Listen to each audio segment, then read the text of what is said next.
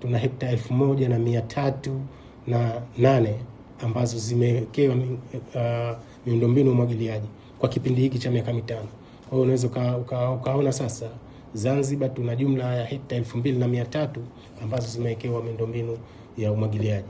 Kilimo cha umwagiliaji peke yake katika maeneo haya kimewanufaisha wakulima wenyewe ambao wanalima katika maeneo yale 16500, zaidi ya 16500 wa moja kwa moja, tofauti na wale wengine ambao wanasaidiwa. Kwa hiyo wa moja kwa moja ni wakulima 16500.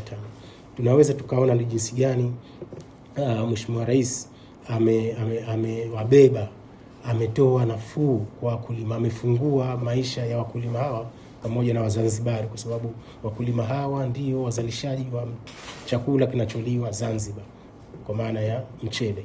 Kubwa zaidi katika miaka mitano hii, Mheshimiwa Rais wa Zanzibar ameinufaisha sekta hii kwa kuwanufaisha wakulima pale ambapo ametoa ruzuku ya pembejeo.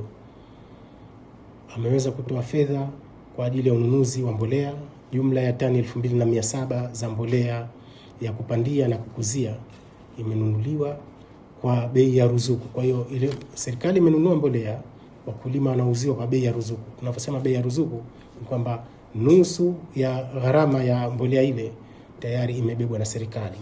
Hakuna mkulima yote kwa sasa hivi anaolalamika kwamba hakuna mbolea, kwamba mbolea haipatikani, kwamba mbolea iko bei juu. Hapana, mbolea zinapatikana. Na sio mbolea tu, mbegu, kwa maana tuna aina 3 za mpunga kwa sasa hivi. Mbegu hizi zipo katika maduka yetu, katika vituo vyetu vya pembejeo katika kila wilaya na kila zone ambazo tumepanga kuwepo, Unguja na Pemba. Pia Mheshimiwa Rais ametoa ruzuku katika dawa ya kudhibiti magugu.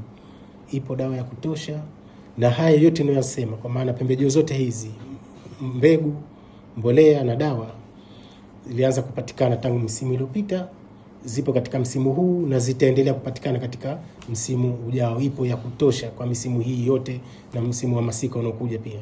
Kwa hiyo hizi zote ni juhudi za Mheshimiwa Rais Dr. Mwinyi katika kuhakikisha kwamba wakulima wanazalisha zaidi. Zanzibar tunakuwa na chakula cha kutosha.